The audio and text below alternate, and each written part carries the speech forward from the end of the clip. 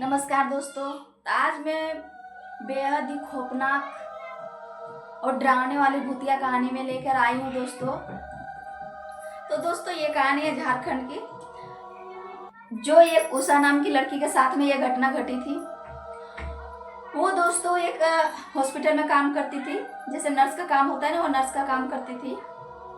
ANM वगैरह का वही समय वो काम करती थी। तो दोस्तों उनको उस अस्पताल में काम किए हुए कम से कम 2 से 3 साल हो चुका था, लेकिन उनका सैलरी जो होता है, सैलरी बढ़ता उस अस्पताल में बढ़ता नहीं था और उनको उतने कम सैलरी से उनका घर खर्चा नहीं हो पा रहा था। इसलिए उसने सोची कि क्यों ना हम दूसरे अस्पताल में देखते हैं, दूसरे अस्पताल में अप्लाई करके देखते हैं, अगर हो गया तो अच्छी बात है। तो दोस्तों उस अस्पताल से कुछ दूर में कम से कम 2-3 घंटे का दूरी पे एक बड़ा सा अस्पताल था, जिसका नामी भी बहुत ज़्यादा था उस अस्पताल का, और वहाँ पे पेशेंट का भी बहुत भीड़ लगता था। तो उषा ने सोची कि क्यों ना हम उसी में देखते हैं, ट्राई करके अप्लाई करके देखते हैं, वहाँ पे अगर हो जाएगा तो अच्छा रहेगा। उसने उस अस्पताल में अपना अप्लाई की तो उनका दोस्तों उस अस्पताल में हो गया। वो ड्यूटी जाने लगी, ड्यूटी करने लगी। उनका अच्छा खासा सैलरी भी उस अस्पताल से मिल रहा था उनको, और वो अच्छी खासी अपना ड्यूटी कर रही थी। तो ऐसा हुआ, एक दिन ऐसा हुआ कि उनका कुछ महीने बाद में उनका नाइट ड्यूटी लगा। जैसे नाइट ड्यूटी लगा, कोई भी अस्पताल में अगर हम शुरू में अगर ज्वाइनिंग करते हैं तो उस अस्पताल में शुरू में तो नाइट ड्यूटी नहीं रहता है, लेकिन कुछ दिन बीतने के बाद में नाइट ड्यूटी लग जाता है। तो उनको वैसा ही हुआ कि उसको कुछ दिन बाद उनको नाइट ड्यूटी लग गया, और नाइट ड्यूटी उनका जैसे पड़ा, वो फर्स्ट रोज ड्यूटी गई, वो सबको अपना सलाइन वगैरह लगाई, सारे पेशेंट को देखी कि सबका इंजेक्शन वगैरह लगाई, दवा वगैरह दी रात का टाइम में। और उसने कहा कि उनके फ़ोन में उनकी मम्मी का फ़ोन आ गया। मम्मी का फ़ोन आया तो वो बोले कि हम पेशेंट के सामने तो हम बात नहीं कर सकते हैं, क्योंकि पेशेंट को रेस्ट करने का ज़्यादा ज़रूरी होता है, रेस्ट देने का, इसलिए उसके सामने हम आवाज़ नहीं कर सकते हैं ताकि वो जग जाए। इसलिए उसने क्या सोची कि हम जाते हैं, वो छत के ऊपर में वहाँ पे बात कर लेंगे आराम से, वहाँ खाली खाली भी है, जगह अच्छा है। तो उसने बात करते करते ऊपर गई और बात कर रही थी, तो उसको थोड़ा सा ऐसा हल्का सा महसूस हुआ पायल बजने की, ऐसा छम छम होता है, ऐसा आवाज आ रहा था। तो उसने उतना गौर नहीं दी।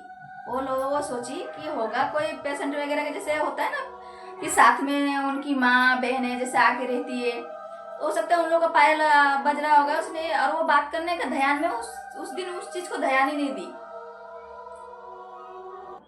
वो बातचीत की और फिर नीचे आ गई। नीचे आई, फिर से वही सबको पेशेंट वगैरह को दवा ववा दे के और अपना खाना वाना खा के अपना बैठ के ड्यूटी करने लगी। सुबह हुआ, सुबह अपना टाइम जैसे पूरा हुआ, वो फिर घर को गई।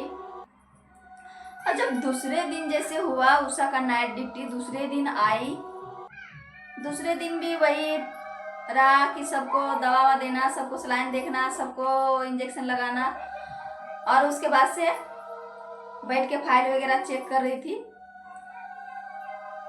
फाइल वगैरह वो चेक कर रही थी, तभी दोस्तों बहुत तेज आवाज आया। उषा को बहुत तेज आवाज आया। तो सोची भाई इतनी रात को करीबन 12-1 बज रहा होगा, इतनी रात को आवाज कहाँ से, और इतने जैसे ऐसा आवाज आया कि ऐसा लगा कि कोई बड़ा सा पत्थर से वो मार रहा है खिड़की पे। और जो बाथरूम का जैसे हॉस्पिटल पीछे साइड में होता है ना, और बाथरूम का खिड़की रहता है, उस खिड़की उनको आवाज आया। तो बोले कि ऐसा लगा कि वो बहुत बड़ा पत्थर से वो मार रहा है किसी ने, ऐसा आवाज मतलब आया। तो बोला भाई इतनी रात को कहाँ से आवाज आ रहा है। वो गई देखने के लिए वो गई। जैसे वो बाथरूम गई, फिर से एक पत्थर का आवाज आया।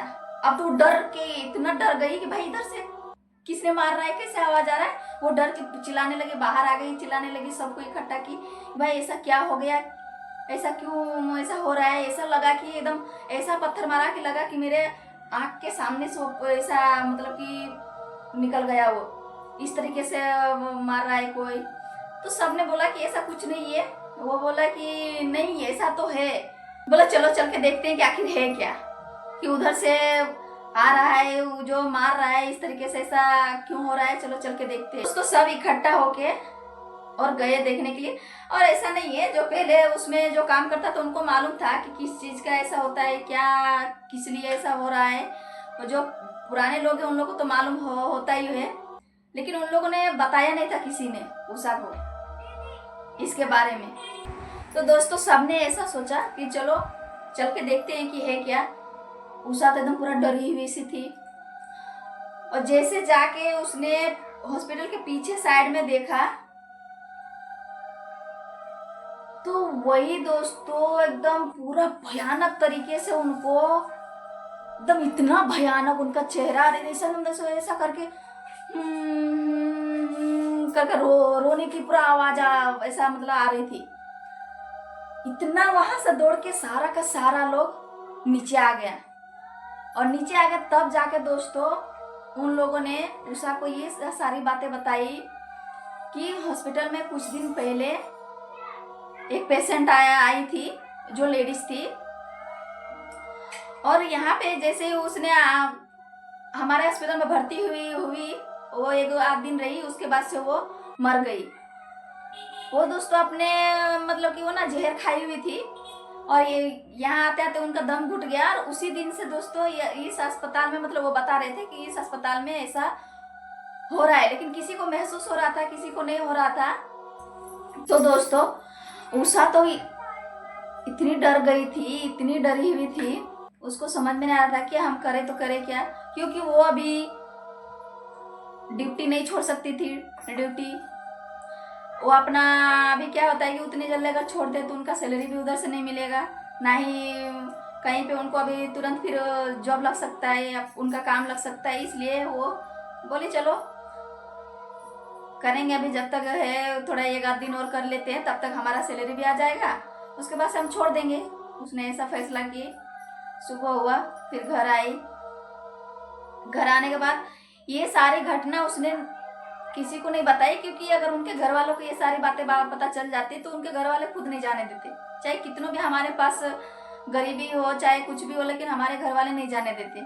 इसलिए उसने किसी को नहीं बताई। अगले दिन उसने सोची कि चलो हम अगले दिन ड्यूटी करने के लिए जाते हैं। उसका अगले दिन जैसे तीसरा दिन जैसे उनका नाइट ड्यूटी लगा, तो तीसरे दिन में उन्होंने ऐसे ही सबको दवा पानी देने का बाद में, रात में ऐसे भी अधिकतर नाइट में ना क्या होता है दोस्तों कि अस्पताल में पेशेंट थोड़ा कम हो जाता है, और जो पेशेंट के साथ में भी रहते हैं उन लोगों को भी ज़्यादा रुका नहीं दिया जाता है कि ज़्यादा भीड़ भड़ाका नहीं हो, अस्पताल में शांति बना रहे, इसलिए कोई ज़्यादा रहता नहीं, वही पेशेंट और उनके साथ में एक जो भी एक आध रहे वो रहते हैं उनके साथ में, पेशेंट के साथ में।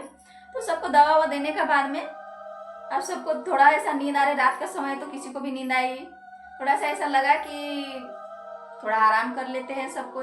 तो कोई बाहर का बेंच में सो गया, कोई अगर बेड कहीं खाली है तो उसमें अपना लेट गए। जो उषा थी ना वो बेंच जहाँ फाइल वगैरह रखता है, जहाँ दवा वगैरह देने का ये था, वहाँ पे वो ऐसे ही बैठी थी। वो भी थोड़ा सा उनको आँख लगने का ऐसा थोड़ा सा ऐसा पाँव फैला के वो बोली कि थोड़ा सा हम भी आराम कर लेते हैं। करीबन उस टाइम 2:30 बज रहा होगा, उस टाइम का समय था दोस्तों। वो लेटी हुई थी, उनको जैसे ही थोड़ा सा आँख लगा उसको ऐसा महसूस हुआ कि कोई हमारे सामने आके खड़ा है। उसको ऐसा लगने लगा उस सबको कोई हमारे सामने तो आके खड़ा है। उसने आँख अचानक से सब खोली, क्योंकि उसके साथ पहले तो हो चुका था, इसलिए उसने अचानक से जैसे ऐसा आँख खोली तो क्या पाया कि वह बिल्कुल बाजू में ही खड़ी थी, लंबी चौड़ी एकदम ऐसा खड़ी थी, आँख एकदम लाइट कर रहा था, लाल आँख दिख रहा था। इतनी डर गई वो, इतनी डर गई तो वो ऐसा उठी, क्योंकि वो उनको ना पहले दिन से उनको लग रहा था कि उनको पता था कि ऐसा ऐसा हो चुका था, इसलिए वो डर से ऐसा उठी। और बगल में जैसे ही देखी उसने एक साया देखा, और वो इतना जोर से चिल्लाई, सबको इकट्ठा कर ली, सबको इतना जोर से वो चिल्लाई, नहीं इतनी डरी हुई थी, इतना जोर से चिल्लाई। सब आए, बोले क्या हुआ क्या हुआ, बुराई किया, अरे हमारे सामने देखो मैंने भूत देखा एक। और फिर दोस्तों उनको सब कोई समझाया कि नहीं ऐसा नहीं है, ये ऐसा मतलब कि होता है, लेकिन इतना घबराने की वो जरूरत नहीं है। मत घबरा, हम सब हैं। उसको समझा बुझा के सब अंदर लेके गया, सब कोई साथ में बैठे, जितना वहाँ सारे नर्स थे, कंपाउंडर थे, सब कोई साथ में बैठे। उसके बाद से सुबह हुआ।